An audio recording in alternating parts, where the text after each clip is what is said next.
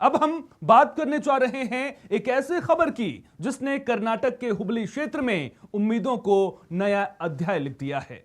हम बात कर रहे हैं डेक्कन गोल्ड माइंस की, जिसे दशकों के बाद फिर से खनन कार्य शुरू करने की हरी झंडी मिल गई है। यह सिर्फ एक खदान नहीं बल्कि इतिहास के पन्नों में दबी एक सुनहरी गाथा है, जिसमें अब फिर से नई चमक भरने की तैयारी है। देखते हैं यह खास रिपोर्ट।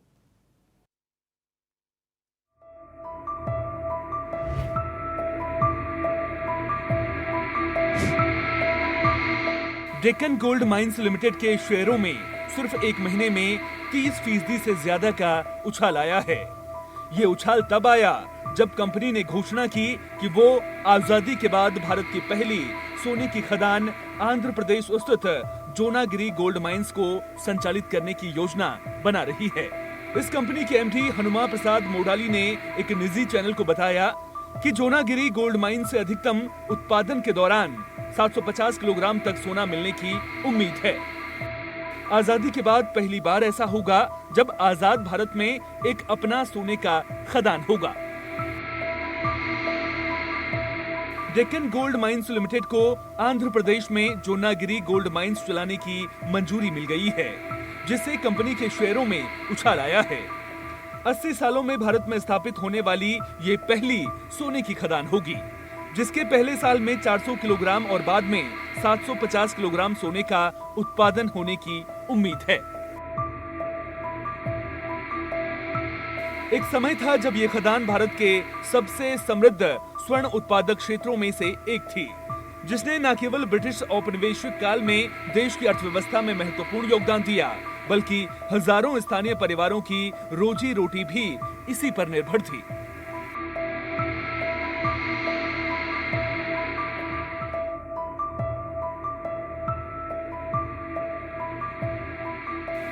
उन्नीसवीं शताब्दी के उत्तरार्ध में जब सोने की तलाश में ब्रिटिश कंपनियों ने भारत का रुख किया, तब डेक्कन गोल्ड माइंस एक चमकते सितारे की तरह उभरी।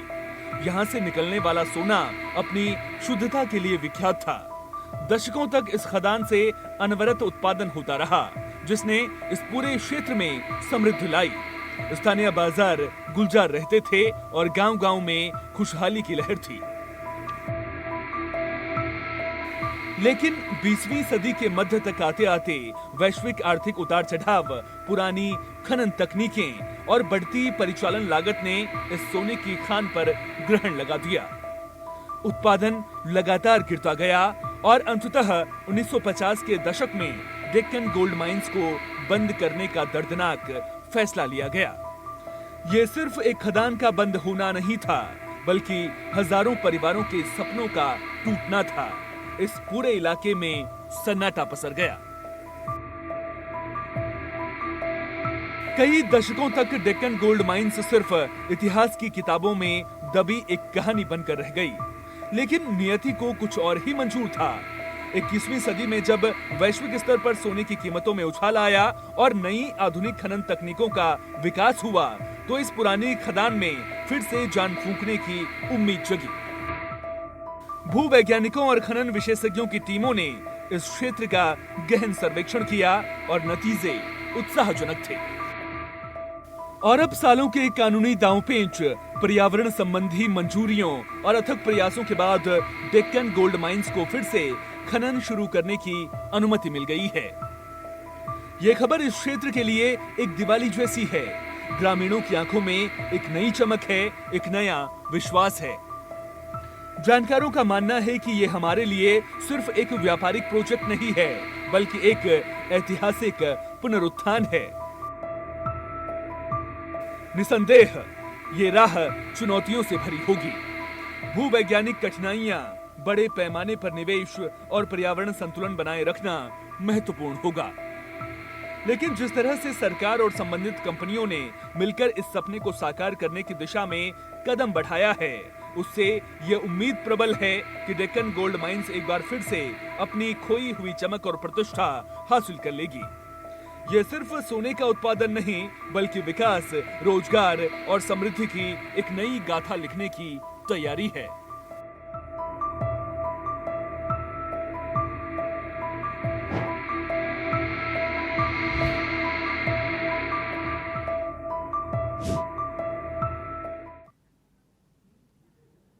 डेक्कन गोल्ड माइंस की यह कहानी सिर्फ एक खदान की नहीं बल्कि संघर्ष, धैर्य और अंततः विजय की गाथा है। ये एक ऐसा उदाहरण है जो दिखाता है कि कैसे पुरानी संपत्तियों को नई सोच और तकनीक से पुनर्जीवित किया जा सकता है। हमें उम्मीद है कि यह परियोजना न केवल आर्थिक विकास को गति देगी बल्कि स्थानीय समुदायों के जीवन में भी एक सकारात्मक बदलाव लाएगी। टीएनए में अब बात कर लेते हैं सोना ढूंढने के तरीकों की। सोना सिर्फ एक बेशकीमती धातु नहीं है बल्कि सभ्यता और अर्थशास्त्र का एक महत्वपूर्ण हिस्सा रहा है। लेकिन यह जमीन के अंदर कहां और कैसे मिलता है, इसकी खोज एक जटिल प्रक्रिया है जिसमें आधुनिक विज्ञान और पारंपरिक ज्ञान दोनों का मेल होता है। देखिए यह खास रिपोर्ट।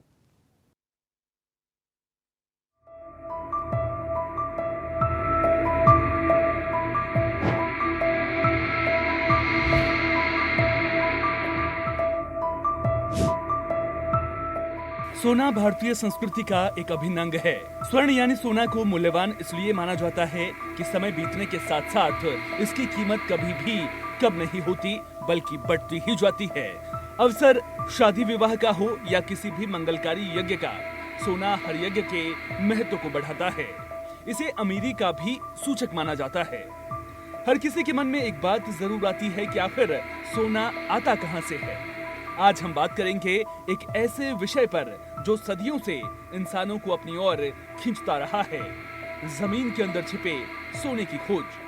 कैसे वैज्ञानिक और भूविज्ञानी इस बहुमूल्य धातु का पता लगाते हैं, आइए जानते हैं कुछ अहम पहलुओं को। सोना, जिसे पीली धातु के नाम से भी जाना जाता है, सिर्फ एक धातु नहीं बल्कि सभ्यता और अर्थशास्त्र का एक महत्वपूर्ण हिस्सा रहा है। लेकिन यह जमीन के अंदर कहां और कैसे मिलता है, इसकी खोज करना आसान नहीं है। इसकी खोज के लिए आधुनिक विज्ञान और पारंपरिक ज्ञान दोनों का मेल होना जरूरी है। आज हम बात करेंगे एक ऐसे विषय पर जो सदियों से इंसानों को अपनी ओर खींचता रहा है, जमीन के अंदर छिपे सोने की खोज। कैसे वैज्ञानिक और भूविज्ञानी इस बहुमूल्य धातु का पता लगाते हैं, आइए जानते हैं कुछ अहम पहलुओं के बारे में।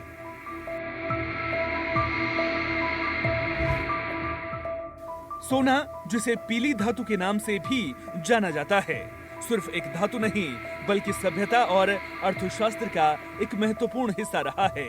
लेकिन ये जमीन के अंदर कहां और कैसे मिलता है, इसकी खोज एक जटिल प्रक्रिया है जिसमें आधुनिक विज्ञान और पारंपरिक ज्ञान दोनों का मेल होता है।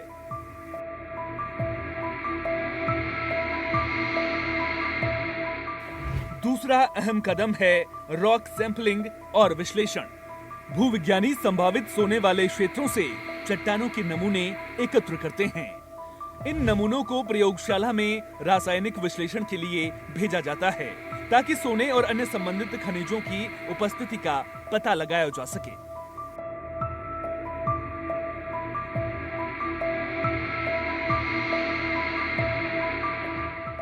भूभौतिकीय तरीके भी इसमें बहुत सहायक होते हैं। इसमें जमीन के नीचे की संरचनाओं का अध्ययन किया जाता है, जैसे कि गुरुत्वाकर्षण, विसंगतियां और विद्युत चुंबकीय गुणों में बदलाव। ये विसंगतियां अक्सर सोने के भंडारों का संकेत दे सकती हैं। उदाहरण के लिए सोने से जुड़े कुछ खनिज चुंबकीय गुण प्रदर्शित कर सकते हैं।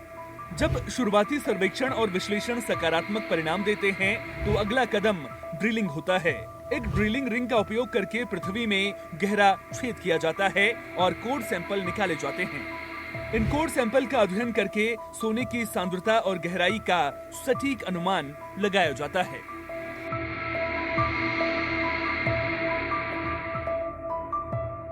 सोने की खोज केवल ठोस चट्टानों तक ही सीमित नहीं है। प्लेसर डिपॉजिट्स यानी नदियों या धारावाहिकों द्वारा जमा किए गए सोने के कण भी महत्वपूर्ण स्रोत हैं। ये सोने के कण अक्सर बजरी और रेत के साथ मिश्रित होते हैं।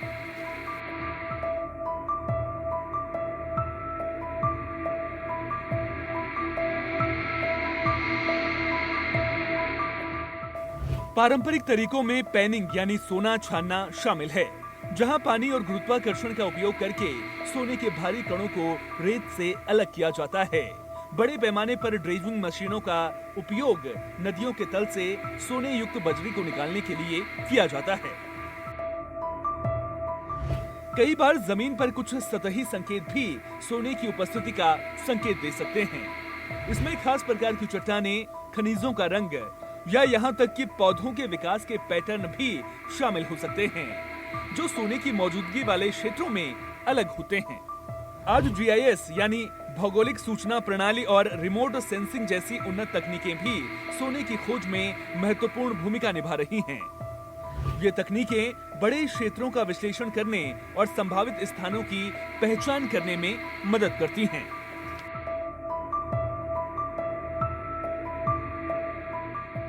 भारत में जमीन के नीचे सोना निकालने का सर्वे 2 एजेंसियां करती हैं। इसमें पहले एएसआई और दूसरी जीएसआई। ये दोनों सरकारी एजेंसियां हैं। इस टेक्नोलॉजी से सोने का पता लगाकर कई देशों की मौज हो जाती है।